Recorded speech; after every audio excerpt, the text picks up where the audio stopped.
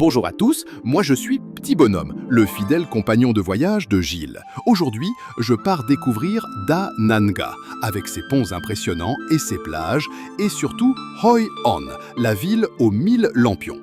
Je sens que ça va encore être un voyage rempli de couleurs, de sourires et de belles histoires à te raconter.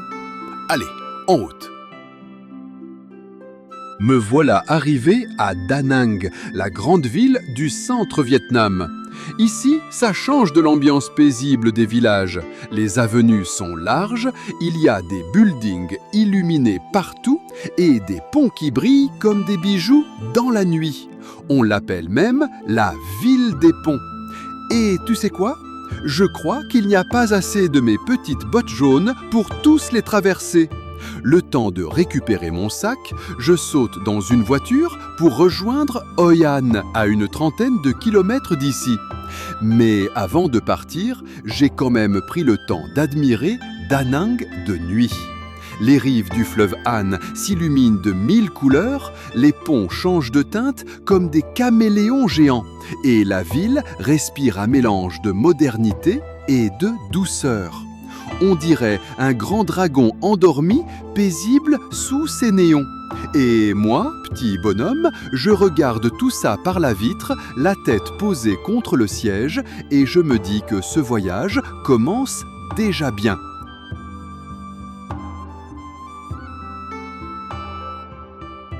Ce matin, je me suis levé tôt, très tôt.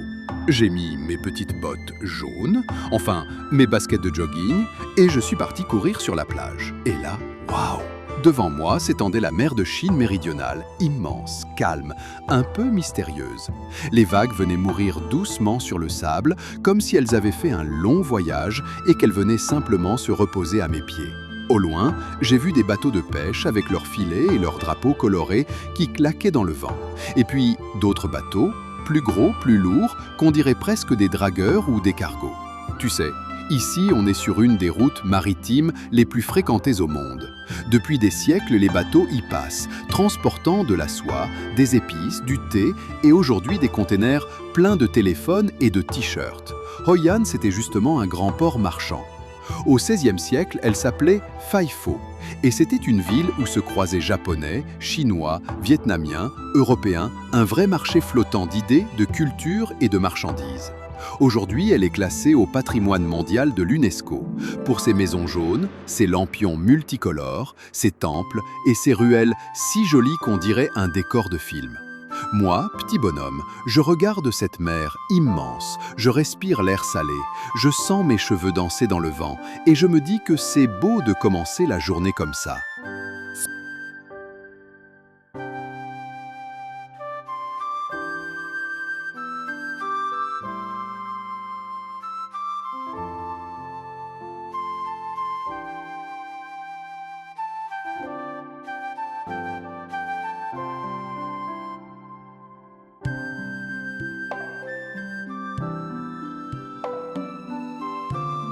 Me voilà dans la vieille ville d'Hoi An, un vrai bijou vietnamien. Ici, chaque ruelle est comme une carte postale vivante. Les maisons sont toutes peintes dans un joli jaune ocre, avec des volets en bois sombre et des lanternes multicolores qui pendent partout.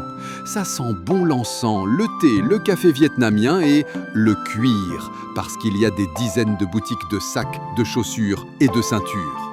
Si tu cherches un artisan qui fabrique tes sandales sur mesure en une journée, c'est ici que tu dois venir.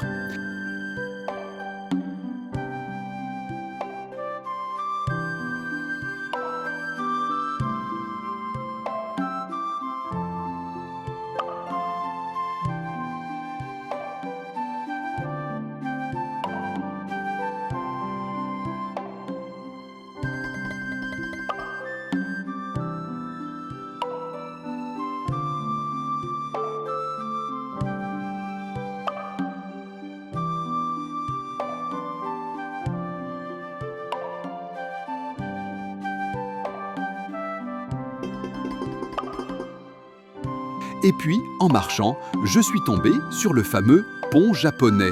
Il a été construit au début du XVIIe siècle par la communauté japonaise installée ici. Il relie deux quartiers de la ville et au milieu, il y a même un petit temple.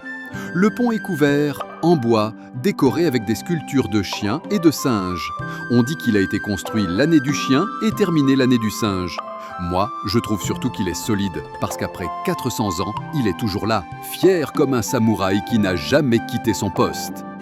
Je me balade ici, entre les magasins de lanternes, de soie, de bijoux, de peintures, et je me dis que c'est un peu comme marcher dans un rêve coloré. Bon, le seul danger, c'est pour mon porte-monnaie, parce que même mes petites bottes jaunes ont envie d'acheter des chaussures en cuir.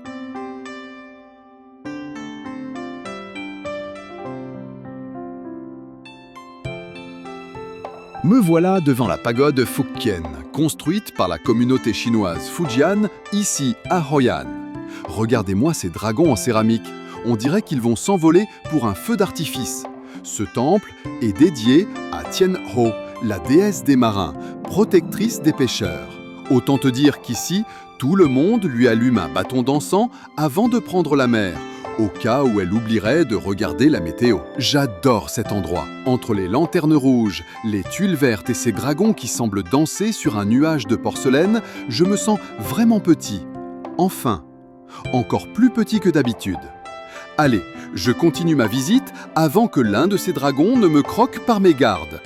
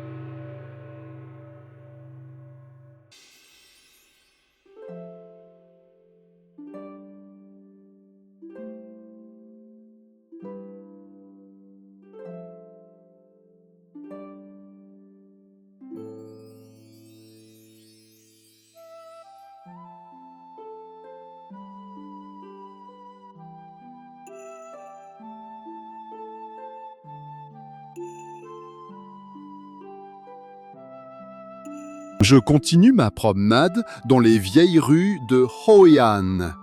Oh là là, quel décor! Entre les maisons jaunes aux volets en bois, les bougainvilliers qui débordent des balcons et les lampions qui flottent au-dessus de ma tête, j'ai l'impression de marcher dans un tableau vivant.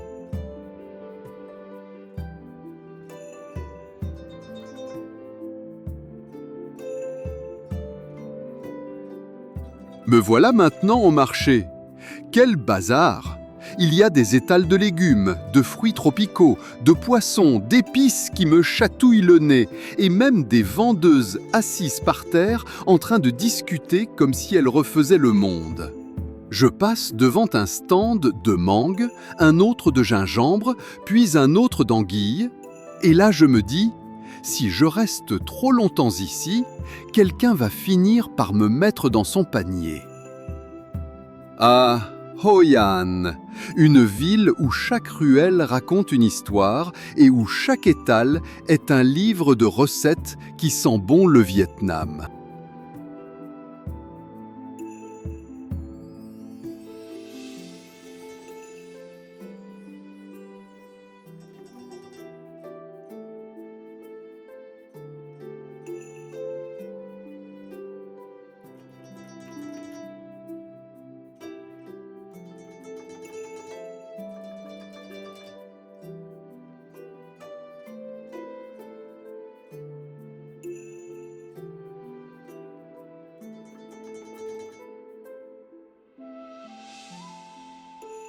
Je passe devant le restaurant Mam House de mon ami Benoît Chéniaud et lui fais un petit coucou. Je vais même lui acheter sa célèbre fish sauce.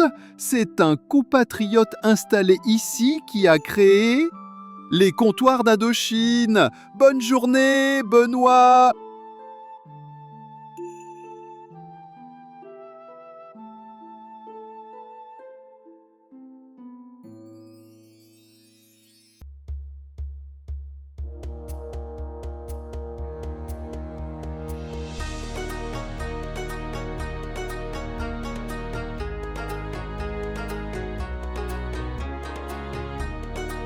Ce soir, je me suis promené le long de la rivière Tubon, qui traverse Hoi An sur près de 10 km avant de se jeter dans la mer de Chine méridionale. On dit que ces eaux portent depuis des siècles les reflets du commerce, des pêcheurs, des jonques et maintenant des lampions multicolores. Ces lampions, fabriqués ici même à Hoi An, sont accrochés partout pour porter bonheur et éloigner les mauvais esprits.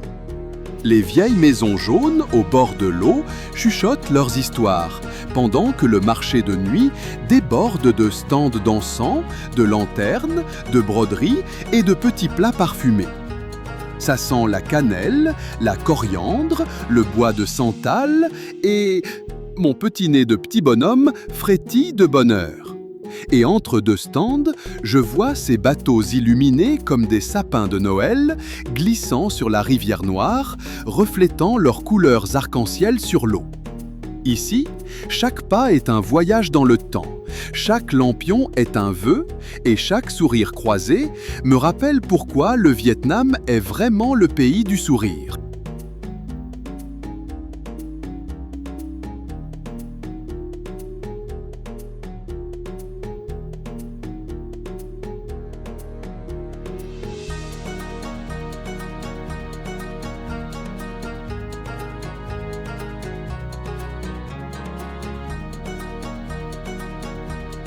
Et puis je me suis promené dans les ruelles de Hoi An. Sous les guirlandes de lampions multicolores, les vieilles maisons jaunes semblaient chuchoter leurs histoires d'antan. Le marché de nuit débordait de stands d'encens, de lanternes, de broderies et de petits plats parfumés.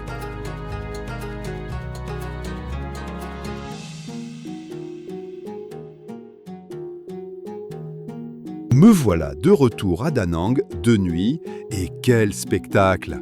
La ville scintille comme un coffre au trésor, avec ce fameux pont en forme de dragon serpent qui change de couleur à chaque minute. Beaucoup de rouge évidemment, les Vietnamiens adorent le rouge, comme sur leur drapeau. Partout, des lumières, des néons, des buildings illuminés, et même à 23 h du matin. Enfin, 23 h tout court, les rues sont encore pleine de monde. Des parents promènent leurs enfants, mangent des glaces, regardent le pont cracher ses lumières comme un vrai dragon. Da Nang, c'est vraiment la ville qui ne dort jamais. Mais moi, j'irais bien faire un petit somme quand même.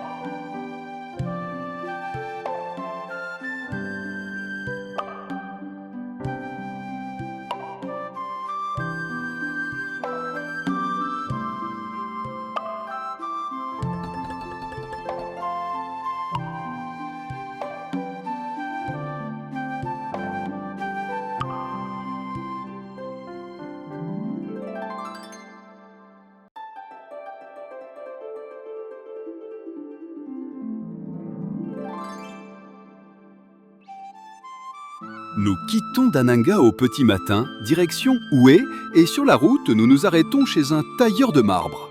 Et là, c'est un véritable musée à ciel ouvert. Des dragons immenses qui semblent veiller sur la route, des bouddhas souriants, des sphinx égyptiens un peu perdus au Vietnam, et même des petites grenouilles sculptées assises bien sagement en mode « je n'entends rien, je ne vois rien, je ne dis rien ». Et puis, mon regard est tombé sur Ganesh, le dieu éléphant hindou avec son gros ventre et sa trompe bienveillante. Tu connais son histoire ? Sa maman, la déesse Parvati, l'a fabriqué dans sa salle de bain avec de la pâte de santal pour qu'il garde la porte pendant qu'elle prenait son bain.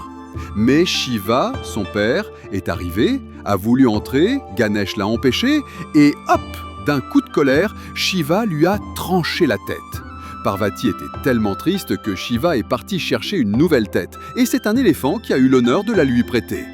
Depuis, Ganesh est le dieu de la sagesse, de la protection et surtout celui qui ouvre tous les chemins. Et moi, petit bonhomme, je me dis que ça tombe bien parce qu'aujourd'hui, la route continue. Direction Hué.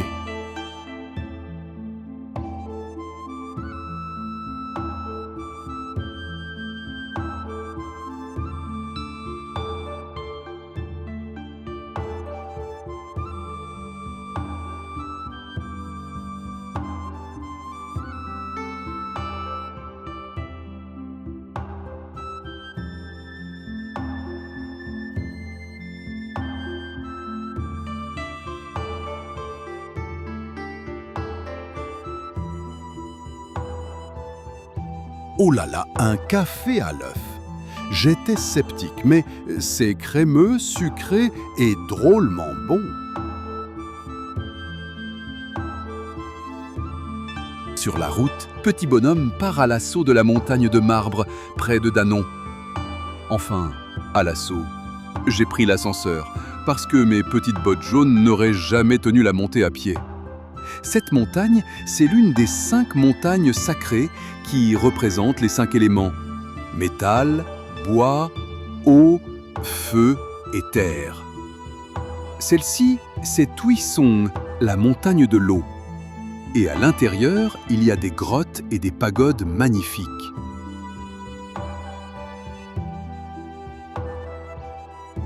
Et puis dehors, la vue est incroyable sur la mer de Chine méridionale et sur tous les ateliers de sculpture de marbre en bas. Moi, petit bonhomme, j'adore cet endroit parce qu'il mélange la nature, la spiritualité et un ascenseur bien pratique pour mes petites jambes.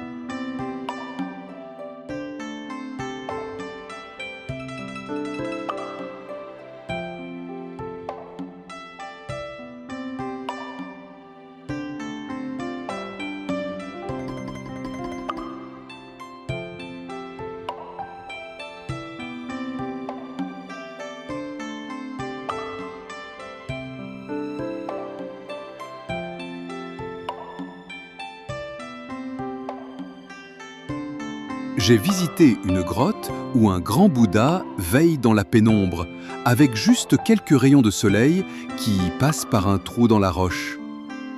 On se croirait dans un film entre Indiana Jones et Bouddha Superstar.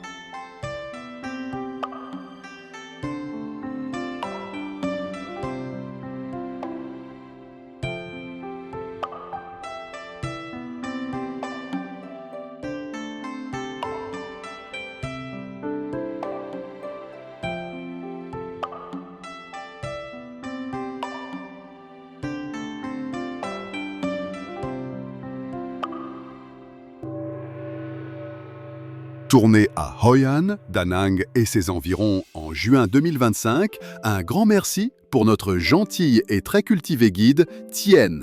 Montage vidéo, Gilles Michel, narration, Petit Bonhomme. Eh bien voilà, ce voyage à Da Nang et Hoi An se termine. J'en ai vu des lampions, des pagodes, des dragons en marbre et même des cafés à l'œuf qui m'ont surpris.